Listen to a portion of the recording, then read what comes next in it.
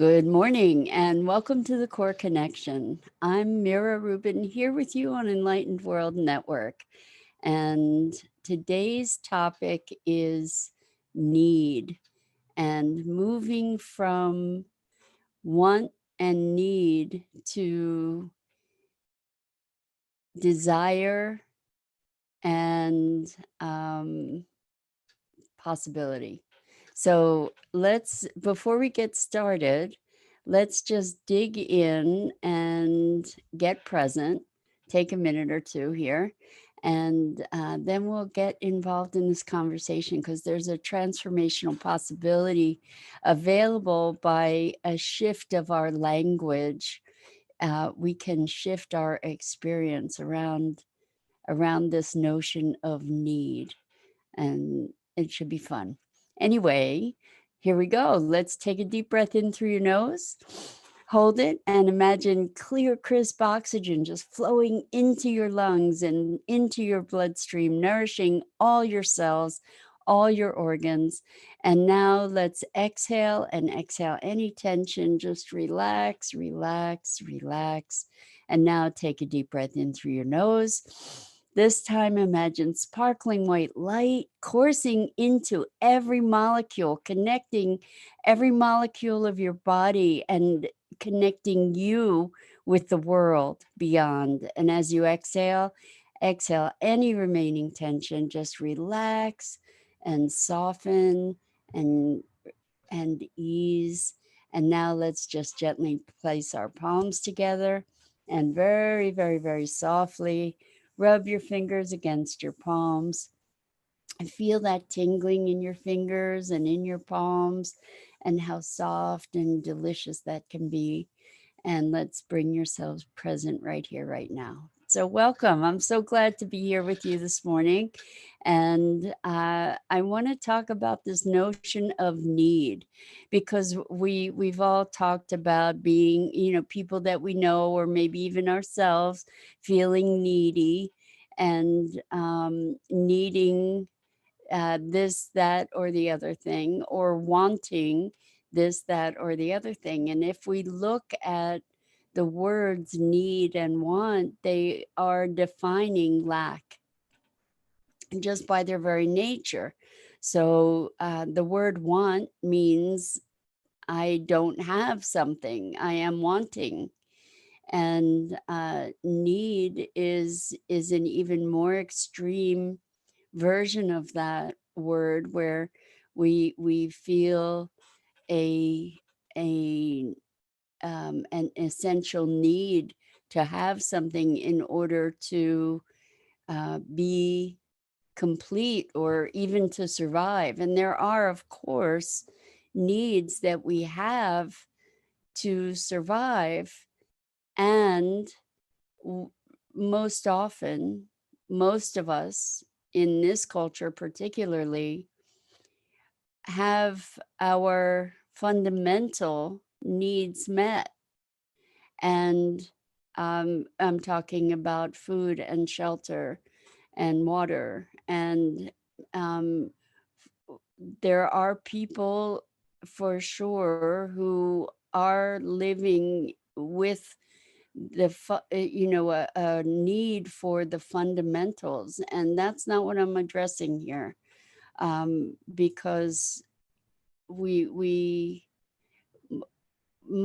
many of us, and I'm speaking from privilege here, many of us are profoundly privileged to have our survival needs met. And yet we talk about needing this or needing that, or wanting this and wanting that. And I recognize that there is a tremendous opening that can occur when we redefine or recontextualize this notion of need as one of preference or desire. So when I shift my thinking from I need X amount of money to feel financially free, for instance. And this is the opposite extreme, obviously, from the fundamental needs for survival. But when I say I need such and such and then I'll be happy, it's really I desire or I prefer to have this or that i- in order to um, allow myself to experience something. And the point of this conversation is that when we shift from need and want to desire and preference, what comes into play is choice, that we actually open up the possibility of other alternatives. When we say I prefer or I desire, we get to look at something in a different context that that then shapes our experience, particularly when we are at choice about something. And so often when we get into the conversation around need and want, it feels like an absolute. It feels like something that I need or want in order to complete myself, something that I'm lacking, something that I'm missing, something that may complete me. And that underlying notion that this externality is going to complete or fulfill a part of ourselves is most often a misdirected notion or an inaccurate notion. So I'm wondering for you, as you speak to yourself, the words I need or I want versus even not just I prefer or I desire, but I choose. How different is the visceral experience of that for you? Because what's happening in that shift of language is a shift of experience that opens up this whole notion of choice, which opens up the experience of sovereignty and empowerment in your life. So through this simple shift of moving from need to desire or preference, we get to experience our role in creating our experience. Instead of being at the effect of the experience, we get to create the experience. Does that resonate with you? I'm wondering if this makes any sense, if it's connecting for you in terms of something that you can relate to directly in your own life. So we set up conditions kind of reflexively in our lives where we say, I need this in order to do that. I am setting up this condition in order for that condition to exist.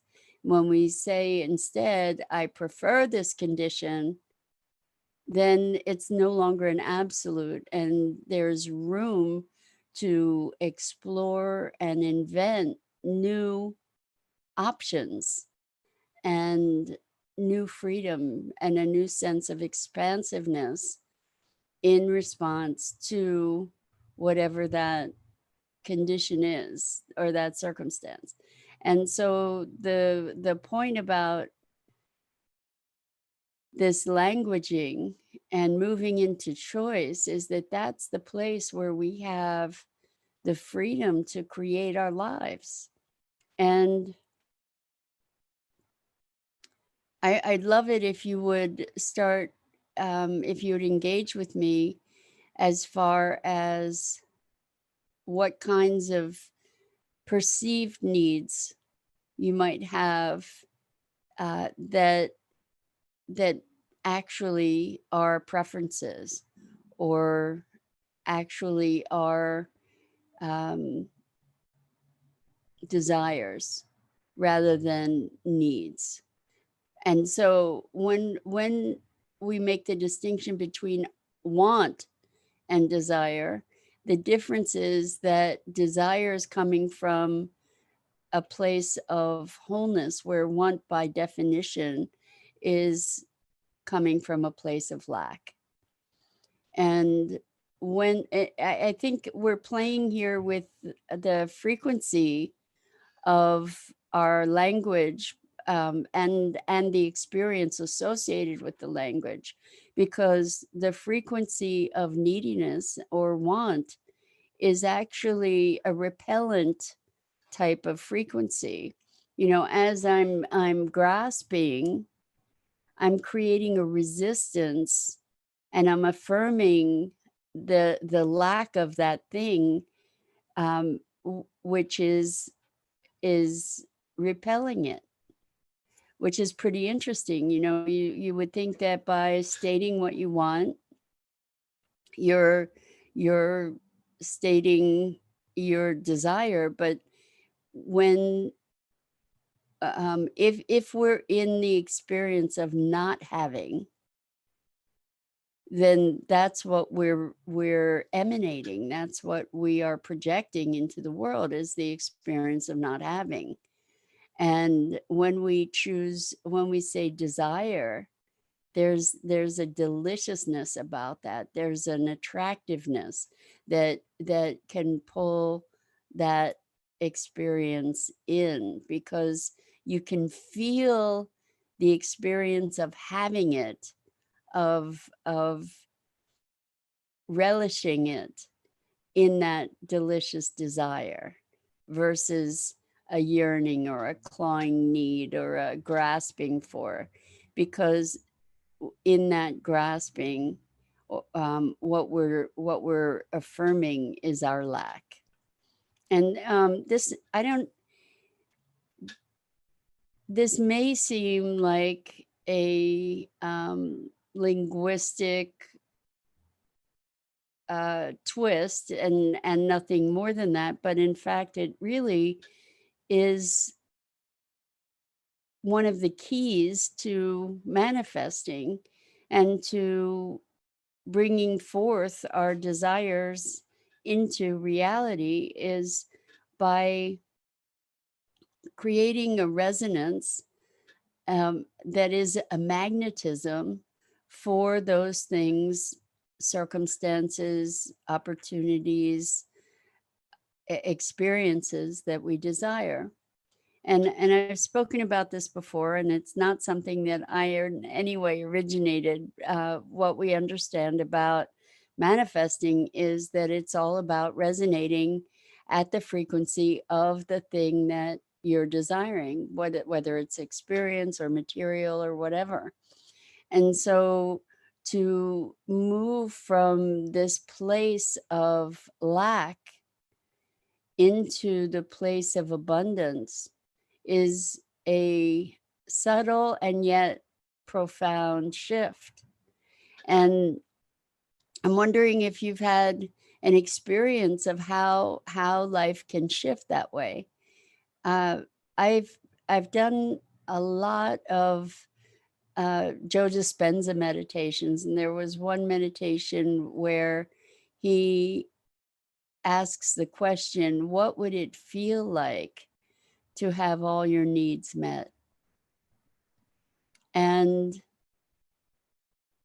I wonder, what would it feel like to have all your desires met? Because in fact, when I look at it in terms of my absolute needs, when we think of need in terms of not having, my needs are met. All my needs are met. And when we look at most of us in our lives, the things that are not met that we consider needs are often in the realm of desire and preference. And so just just feeling into that, feeling into the recognition that your needs are met. And then all the rest of it is is gravy or bonus or extra and delicious, and maybe it gives us a way to find greater appreciation and also gratitude for the fact that our needs are met and that the rest of it is desire that we then can choose about rather than be at the effect of. So I'm wondering about your experience of how that shifts for you when you start saying, "Oh, well, I need to do this, I need to do that." Even looking at, is it true that that's something that is a requirement in the doingness? Because it may be that the need to do these things is in fact a choice, and my guess is that that's actually more often the truth of it than not, that it's a choice, and when you get to recognize that choice, there's more freedom available to you. So need to, have to, um, in terms of doingness. There are choices available to us that we don't presence ourselves to. And when we do presence ourselves to our choice about something, then we connect more deeply with ourselves and our own sovereignty and our own creative power within the context of our lives. So I just invite you to play with this idea of want and need versus desire and preference and choice, and see if carrying that into your day, if it shifts your experience of the events that arise or the circumstances, the occasions, the interactions that arise throughout your day, and um, the desires. Because when we this is um, another kind of side effect, I think, is that when a need is met, maybe there's a little bit of a relief. When we say, I need this, I need that, oftentimes we don't even appreciate it when we receive that thing, for instance, because it just filled a hole, and it filled a temporary hole because it wasn't truly a need. When instead we say, I prefer or I desire, and then you receive that desire, there's more space for celebration. And because you're not coming from a place of lack, it's a place of abundance and almost like a gift, so that you can celebrate the receiving of that gift and enjoy it more thoroughly. So anyway, that's the thought for the day, and I think I might wrap up with that. I'm Mira Rubin. This is the Core Connection, and we go live daily on Facebook and the Enlightened World Network Facebook page, uh, weekday mornings at 9 a.m. Eastern. And I hope to have you join me again here. I love being with you. Natalie, so good to have you here. You're so welcome. And lots and lots of love and compassion to you, and deep gratitude for your joining and playing with me in these musings on a daily basis. So lots and lots of love. And until next time, have a wonderful